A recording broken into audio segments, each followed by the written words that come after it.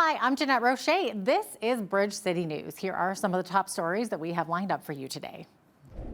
Some kind words about Canada today from U.S. President Donald Trump, but still no official trade talks. A former Alberta Premier addresses the recent rash of recall petitions targeting UCP MLAs, saying the original legislation is being misused. And Lethbridge Polytechnic ranked 9th among the top 50 research colleges in the country. We tell you why.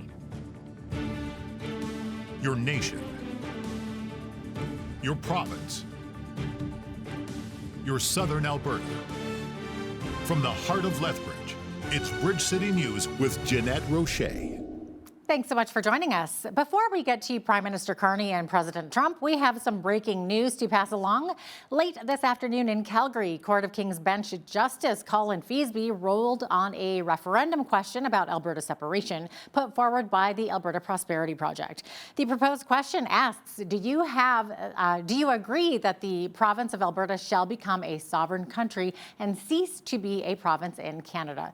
Feasby has ruled the question is unconstitutional. The ruling comes less than 24 hours after Justice Minister Mickey Amery introduced legislation that would have ended the court proceedings.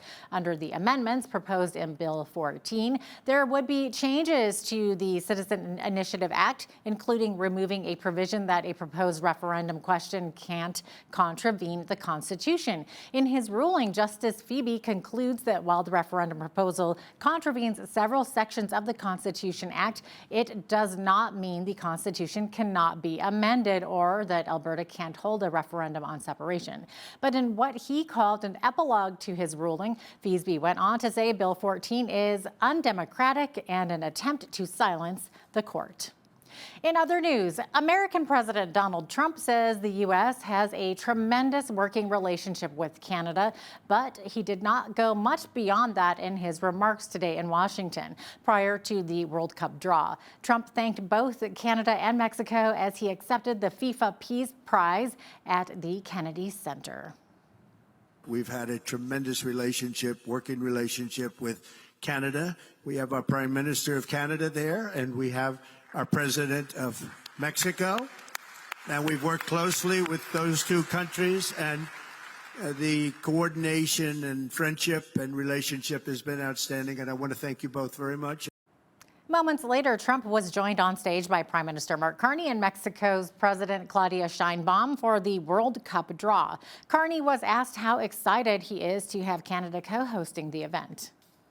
It's the #1 sport for Canadian boys and girls. 2/3 of the country watched the last World Cup. And we are partnered with the United States and Mexico, welcoming the world. There's more than 200 nationalities in Canada, more than 200 nationalities in FIFA. The top 48 are coming to North America. It is going to be the biggest deal ever. According to the Prime Minister's office, Carney, Sheinbaum, and Trump met privately after the three of them participated in the FIFA World Cup draw. If they did talk trade, it's the first discussion between Canada and the U.S. since October. Trump called them off after an Ontario-sponsored TV ad with the voice of former President Ronald Reagan criticizing tariffs was broadcast into U.S. markets. As for the World Cup draw, Canada finds itself in Group B. The Canadian squad has been drawn with Switzerland, Qatar, and yet to be determined European team. Canada's first game in Toronto will be June the 12th against the winner of a European Union playoff that will involve 4 teams: Italy, Northern Ireland, Bosnia and Herzegovina, and Wales. The men's national team will then head to Vancouver to play its second game against Qatar on June the 18th. The squad will remain in Vancouver to play Switzerland on June 24th. If Canada finishes at the top of their group, they'll stay in Vancouver for the round of 32 and round of 16. A second-place finish would also allow them to advance out of the group stage. And if Canada is among the top 8 third-place teams, they can also make it to the round of 32. It's been a bit of a crazy day on the internet. Infrastructure company Cloudflare has restored services following a Friday morning outage that brought down several global websites, including OpenAI, LinkedIn, and Zoom. Cloudflare says the issue was not because of an attack, but instead because of a change to how its firewall handles requests. Cybersecurity experts describe Cloudflare as a gatekeeper, defending websites against attacks when malicious actors try to overwhelm sites with requests. Cloudflare will deal with the distribution of that request to the right servers. It will ensure that the availability of those servers when under load, and it will ensure that the traffic that is being sent to that website as much as possible is legitimate traffic and is not malicious traffic. The availability of Cloudflare or the lack of availability of Cloudflare and other similar services will directly affect the availability of all of those applications and all of those organizations that make use of it. Last month, Microsoft had to deploy a fix to address an outage of their Azure cloud portal that left users unable to access many of their services, while Amazon experienced a massive outage of its cloud computing service back in October. More United Conservative MLAs in Alberta are being targeted with recall petitions, but the rash of recalls has taken a new twist. The first NDP MLA has been added to the list. Calgary-Beddington MLA Amanda Chapman has been targeted. In her petition application, petitioner Laurie McCormack wrote that Chapman needs to go because she is putting divisive partisan attacks above common sense representation. Besides Chapman, Chief Electoral Officer Gordon McClure says that he has received applications for recall petitions for 3 more UCP MLAs, Health Minister Adriana LaGrange, Arts, Culture and Status of Women Minister Tanya Furr, and Calgary MLA Peter Singh. If these applications are approved, that would bring the total number of UCP recall petitions to 17. The recall petition movement was started after the government used the notwithstanding clause to force striking teachers back to work. Former Alberta Premier Jason Kenney is speaking out about this rash of recall petitions. He was premier when the government brought in recall legislation, and he says it was never meant to be used as a tool for special interest groups. Well, you know, I always thought that recall could be a legitimate complement to the parliamentary tradition and system that we have as an ultimate tool of accountability. If a politician does something absolutely egregious, illegal, grossly unethical, but I don't think it should. The intention has never been to use it as a special interest tool when special interest groups disagree with the government's platform implementation, because that's settled at general elections. And so my government, we purposely set very high thresholds. Frankly, we, per a platform commitment, replicated the thresholds established in British Columbia in 1991 under an NDP government to make it, have to ensure that there's really a very broad public demand. I would say to government unions that, this is not, keeping in this with the spirit of democratic politics, where we elect delegates for typically a 4-year period to make decisions based on a platform to implement that. And if you get a shot at your MLAs or MPs once every 4 years, if you have policy differences, that's where to settle that. Taking a position in a union negotiation that you don't like, okay, you can disagree, fair enough, but you make your case at the next election. That's how a properly organized representative democracy functions. Kenney helped create the United Conservatives and was Alberta's first UCP premier. It's been 36 years since the deadly shooting at École Polytechnique in Montreal. Today, the University of Lethbridge commemorated the 14 women who were gunned down on December 6, 1989 in a targeted act of gender-based violence. This Friday morning, the university held a workshop as part of the National Day of Remembrance and Action on Violence Against Women. Our BCN's Heidi Echevarria shared the history of the tragedy, reflecting on the university's ongoing initiatives and advocacy efforts to prevent and address violence against women. It has been 36 years since a man killed 14 women at École Polytechnique de Montréal in Quebec, most of them engineering students.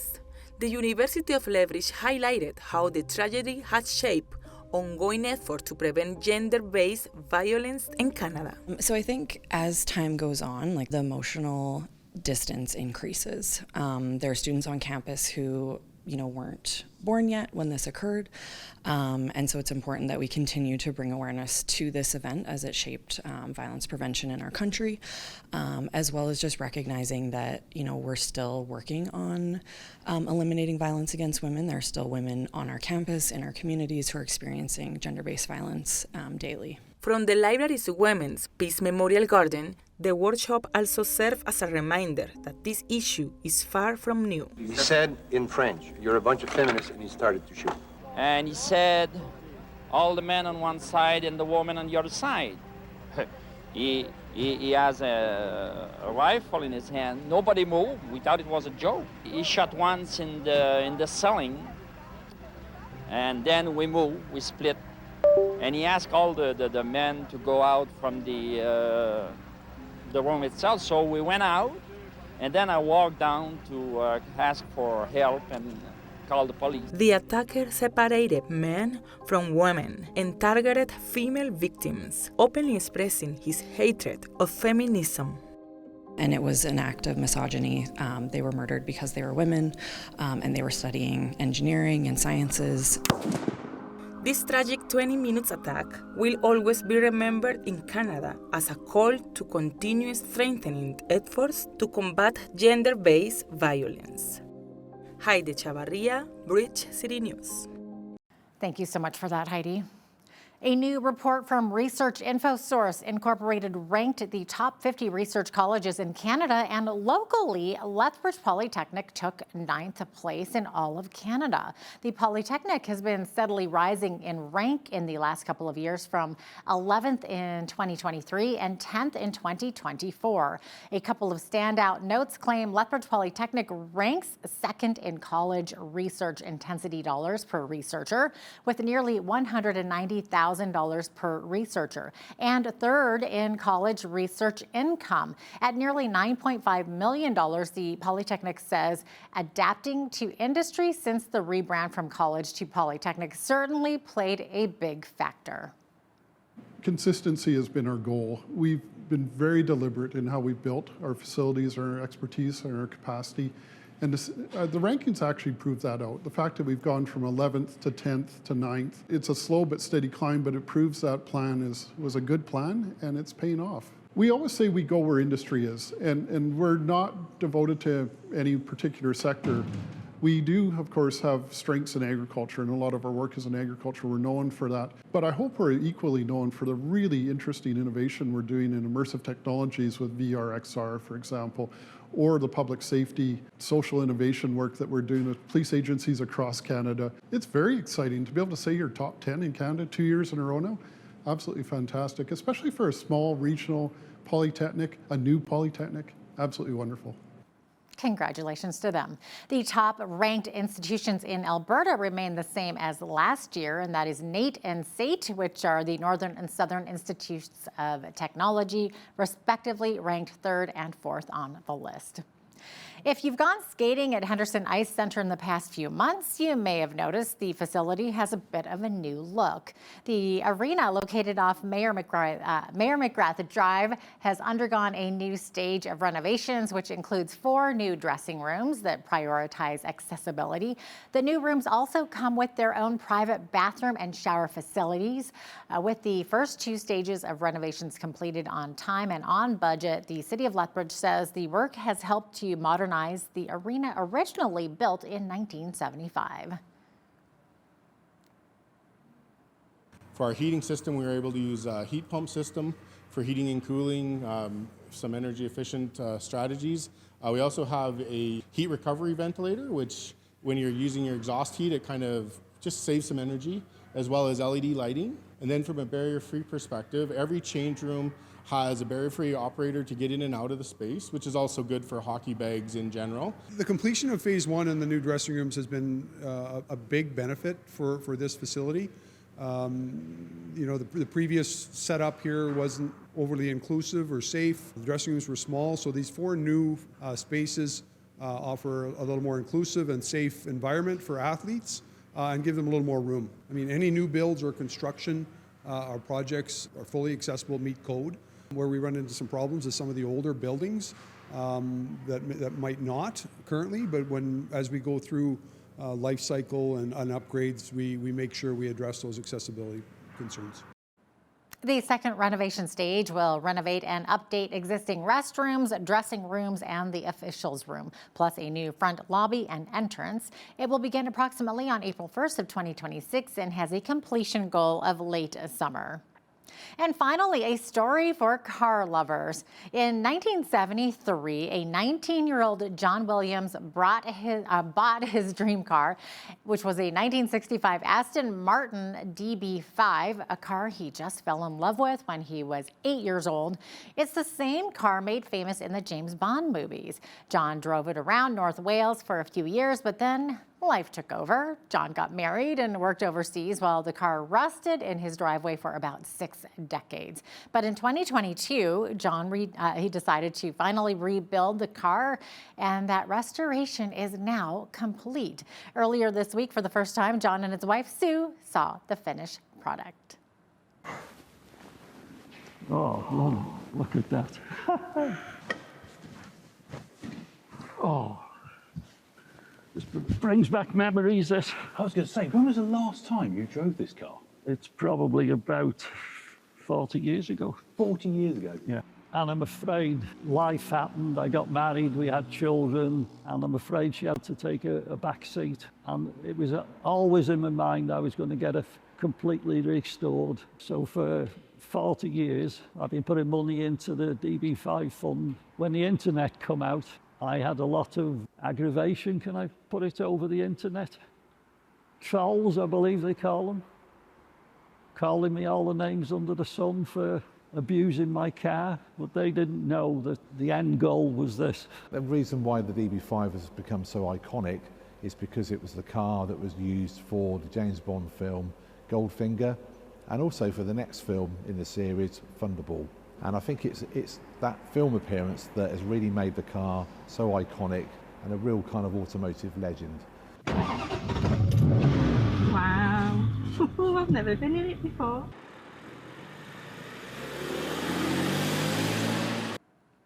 And in case you're wondering, the newly rebuilt DB5 is worth about $1.3 million. Wow, what a car.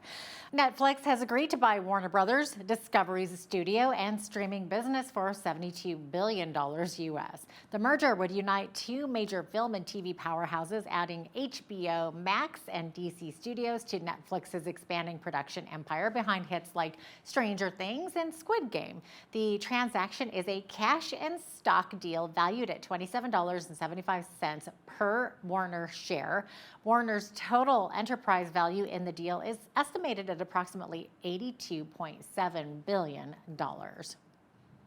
Imagine working with a total AI creation that has a digital body and voice but does not really exist.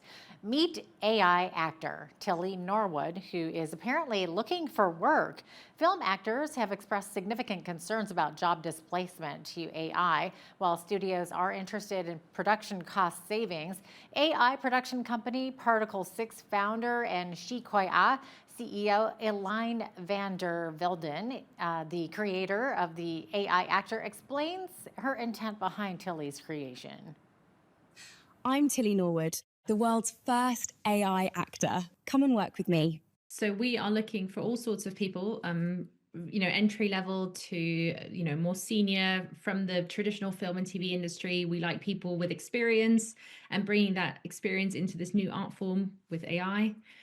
So we're looking for comedy writers, we're looking for production coordinators, and we've given them all really funky job names because it's a whole new, a new era of creativity. I think people just took some time to get used to it. I totally also understand the reaction. You know, as an artist, you always try to resonate something that will provoke interest and thought in the audience. And so I underestimated the effect that Tilly would have on the world. But in the end, as an artist, that was the effect I was trying to have. I was trying to show the world where the tech is at. Well, we've currently said no to any roles in the traditional film and TV industry, so we don't want her taking any roles of real actors. We wanted to remain in the AI genre. Let's get to know each other, and thanks for watching. Scary stuff. Although AI is threatening to take over some jobs, Stats Canada says the labor market posted a third consecutive month of gains in November as the economy added 54,000 jobs. We get more from Michelle Zadikian with the Canadian Press. The unemployment rate fell to 6.5%, down from 6.9% in October, a second straight monthly decline. Most of the employment growth, though, came from part-time work, which StatCan says has outpaced gains in full-time employment over the past 3 months. CIBC senior economist Andrew Grantham says despite the recent momentum in the labor market, the unemployment rate remains elevated, which shows the labor market recovery is still ongoing. Yeah, it's a very difficult one to try and figure out. We would suggest that the truth kind of lies somewhere in between the headline numbers and some of the underlying detail, where the labor market and the economy is starting to improve, but maybe not quite as quickly and dramatically as the headline numbers suggest. Still, the economy has added 181,000 jobs from September through November. Before then, the jobs market had been relatively cool since January as it coped with U.S. tariff uncertainty. The November jobs figures are the last major data release before the Bank of Canada is set to make its final interest rate decision of the year on December 10th. Grantham thinks the central bank will hold rates steady. You know, I think the Bank of Canada has done enough for now. They can see how the recovery progresses. If it does take a turn for the worse again, then they can always cut interest rates again. But as we stand right now, the economy does seem to be recovering. The Bank of Canada had signaled after cutting its policy rate by a quarter point to 2.25% in October that it may be finished with further adjustments as long as incoming economic data doesn't end up significantly weaker. Let's hope new job creation continues its upward trajectory. Now let's take a look at today's markets. The TSX was down 166 points on the day to finish at 31,311. The Dow was up 104 points to 47,954. The S&P 500 was up 13 to 6870, and the Nasdaq was up almost 73 points to 23,578. West Texas Intermediate Oil was up 45 cents to $60.12 U.S. per barrel. Natural gas was up 12 cents to $5.34 U.S. Gold was down 11.53 to 41.9663 U.S. an ounce, and silver was up $1.17 to 58.27 U.S. an ounce. Feed wheat is at $7.56 per bushel. Barley is at $5.94. Canola is at $14.03. And corn is at $7.49 per bushel. Live cattle were up $5.70 to $227.15. Feeder cattle January contract was up $2.47 to $339.05. Lean hogs were up 52 cents to $81.65. And the Canadian dollar was up slightly over the past 24 hours and currently sits at $72.40 US. Recapping one of our top stories, a Court of King's Bench judge in Calgary has ruled a proposed referendum question on Alberta separation is unconstitutional. Justice Colin Feasby says the ruling doesn't mean the Constitution cannot be amended or that Alberta can't hold a referendum on separation. It only means the province in the Citizens Initiative Act didn't give citizens the power to initiate a referendum on the question of independence from Canada. The ruling comes less than 24 hours after the province introduced legislation to amend the Citizens Initiative Act. Earlier this year, a story came out in Ontario where a homeowner defended himself against an armed intruder and is now facing criminal charges. It has Canadians wondering if they can defend their homes against such an attack without prosecution. Kara Levinson, a criminal defense lawyer, shed some light on Canada's self-defense law, and that is coming up next. Also, when you see news happening in your community, be sure to send us an email at info@bridgecitynews.ca. You can also visit our website or YouTube channel anytime to check out more of our stories or interviews.